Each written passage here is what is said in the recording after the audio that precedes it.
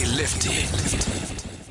Yo, welcome back to High Off Flight TV. It's Mike Sick. To my right, I have Jooselord representing Durham, North Carolina. How you? Gang. What up? You feeling good? I'm feeling amazing, Mike. No doubt, baby. Let's talk about the album, The Forbidden Art of Chaos. The Forbidden Art of Chaos. That sounds fly as hell, bro. Like, paint the picture. What's that about? So, I called it The Forbidden Art of Chaos because chaos is an art. You know what I mean?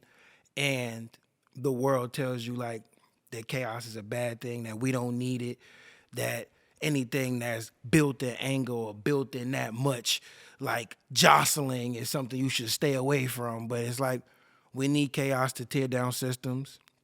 We need chaos to build up people who are dealing with something on the inside. Like, you either gonna be chaotic on the inside or you're gonna be chaotic on the outside. Yeah. And chaotic on the inside could kill you. You know what I mean? Chaotic on the inside is how you end up in a coma, whatever it is, it could just take you all the way out. It's how you get heart attacks. It's how your body actually doesn't deal well with stress. Yeah. Everybody knows that. It's like so many different things. Like, I'm stressed out, and you go down. Yeah. You got to get that out. That's what chaos is for. No doubt. And they say, like, you come face to face with your authentic self when you go through some real shit, right? So if you're confronted with that chaos, it's like, what are you going to do in these moments? And I'm sure you have a lot of moments on this album, some personable records and not just chaos, right? Let's talk about that, because if it was just called The Art of Chaos, Chaos Art, it would just be about chaos. But it's, right. But I know you're a multifaceted, multidimensional human being. So let's talk about some of the records that are on this project. So I got a record that I wrote to my younger self that basically explains everything. Like, everything right now is horrible. You homeless. You don't know where your next meal coming from. You don't know what your purpose is in life, or even if you have a purpose. And it just feel like you floating through, but like, just hold on, because, you about to be me. You know what I'm saying? Like, you gonna cross that line, and life is gonna get a lot better. And you're gonna know your purpose, and it's gonna feel amazing. And let's actually talk about that if we can. And I know you've come out the other side, and you here now. You 10K, richer. We're gonna talk about that in a minute. But no, man, what was that like, if I may ask that, bro? Like, I know that had to be a low time for you, man. What gave you the strength to just climb out of that, bro? What was that like then? I always wanted to be a person who was there for people. You know what I mean? So, like, when times was hard, I put my faith into helping other people. Like, yeah, whatever I'm going through don't matter. Like, this person needs this and that. And it might have been unhealthy, but it's what got me through these times, because otherwise, if I was alone, I was just sitting with these thoughts and, like, why would this happen to me? And, like, why am I in this position? But I never had time to do that because I was always being there for my friends. Wow. And how long did it take to get out of that slump, if we can call it that? If we can call it that. It was the lifestyle. It took me, to be honest, I would say last year. Like, my entire life was one way until last year. Like, it felt like I was always having the same problem, no matter what way I turned. Like, I didn't make the same mistake, but it still ended in the same result. Like, you have nothing. You have nothing. Like, even when I started becoming someone, and I was a somebody, and I'm like, you are somebody. You know what you're supposed to do, but still you have nothing. Yeah. So until last year. Wow, man. Well, I'm glad you're here with us now, bro, and you're living it up right now. You're working. You on this crazy run right now with the album and pushing that. Let's talk about this victory that you procured out there. This was in Charlotte, right? In Charlotte, doubt. 2 hours away from my house. I know you had to grind to get it too. Yeah. I know it wasn't easy. Let's talk about that and what that was like. So, going into this competition, like I said, you never really know the integrity of the people. And that's not to down anybody, but like in hip hop, it's a lot of people who create businesses specifically to exploit artists. Like, I just want to make money off of artists. I don't care if they become anything. I don't care. So, with not knowing that, it was a lot of, it's already, just being a musician is unsure. You know what I mean? It's always, it's not like, this is a thing I should do. It's like every day is like, I got to keep pushing. Like, I got to find. So, going into there, it was already a lot of doubts, and I had my son that week, and I had to find a place to put him. I had to pay for that. I had to pay for gas to get 2 hours back and forth, 2 hours there. The first night, Friday the 13th, I had a show that night. So I went there. I auditioned. Then after I auditioned, I drove back past Durham, past where I live, to Raleigh. And I did a show, went home, went to sleep for 2 hours, woke up, got back to Charlotte at 7 a.m. To like pour my heart out in front of these people. You know what I mean? It was that early? It was 7 a.m. And I didn't perform until 4:30. So I was, out of 100 people, I was 96th. Wow, they had 100 people? 100 people went to semifinals. Out of 100 people, I was 96th. Wow. And they're probably like, mic check is at 7 a.m. If you don't make it to mic check, you're not At performing. 7:45, they was like, yo, if you not in this room at 7:45, we locking the door. Yeah. So it was just like, I sat there, I got to see everybody, and I got to, and also, the day beat down on me, but like, my performance is about letting everything out. So the day beating down on me was actually a good thing, because you turn that into something. You get to get that out. Right. That's one of my favorite things about performing is like, you just, once you hit the stage, or, if you in the pit or whatever, like when you just let it go and you just out there and you're just floating this ethereal, man. Let's talk about that, because you're known for your stage performance, you're raging and all of that. Tell me what that feels like to be in your shoes, or to be in the shoes of somebody that's at one of your concerts or just in the mix like that. It feel like freedom. It feel like, a moment that was supposed to happen in your life.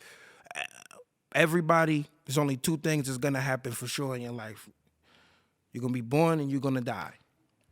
What happens in the middle, that's the only thing that matters. And when you're on your deathbed, you're gonna think back. And I get to think back to all of these moments that I've created with all of these different people. Yeah. Nah, I love that. Let's talk about, that's one aspect of your style and your performance, but you're also an MC with substance and delivery. How do you kind of balance that out? And when you're writing or you're doing a record, what do you approach first? And just take us to that process. The first thing I approach is like the hook, the chorus, like, and that gotta make the paint peel off the wall. Like once you get something like that, I really think like you can say whatever you want, but why not give substance after that? Like why not feed the people? You know what I mean? If they already got the sugar, you could add the medicine in. So go ahead.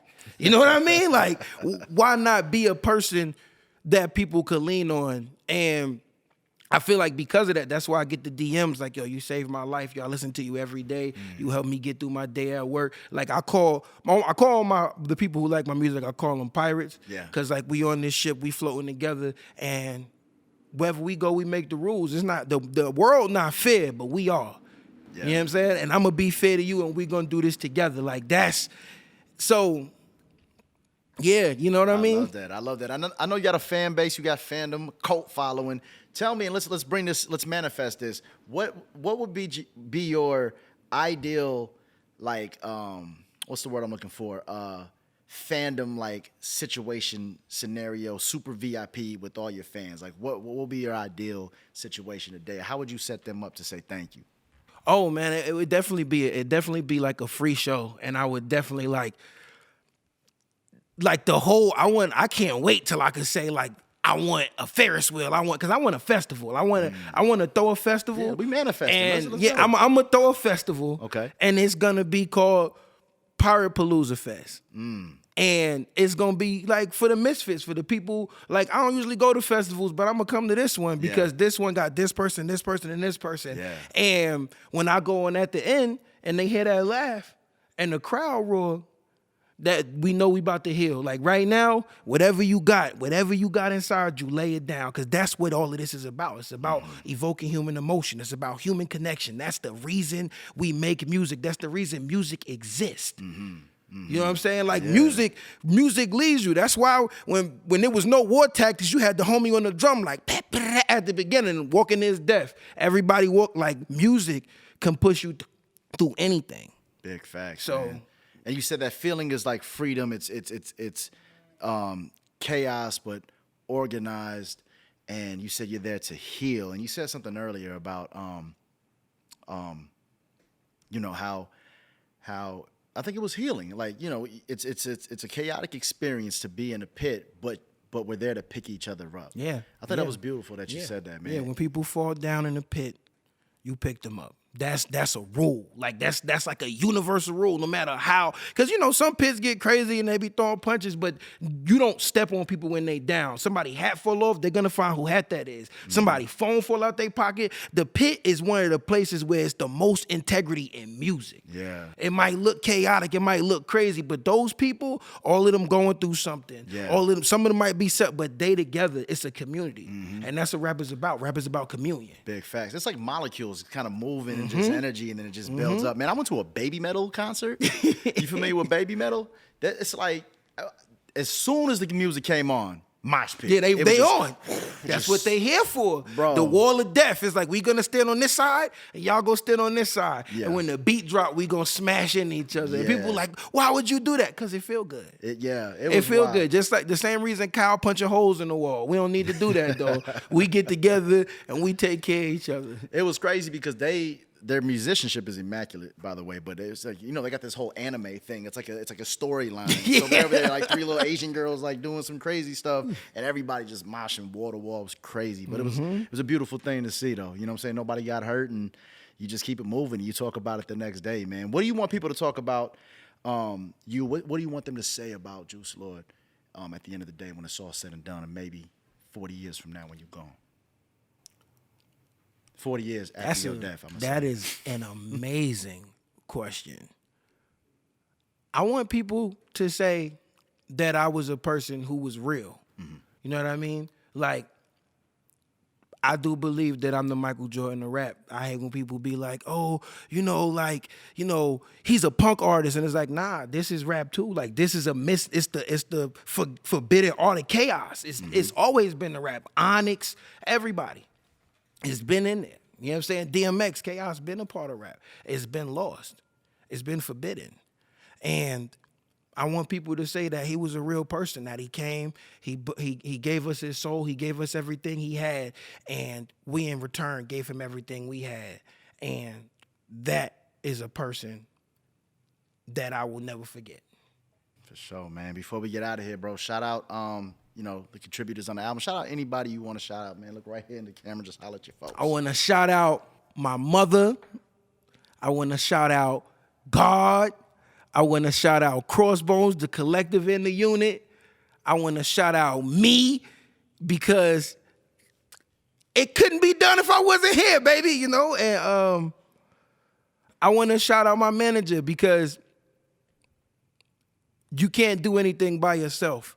And when people believe in the dream like you believe in the dream, then the dream gonna happen. Create a team where everybody doing their job and the job gonna get done.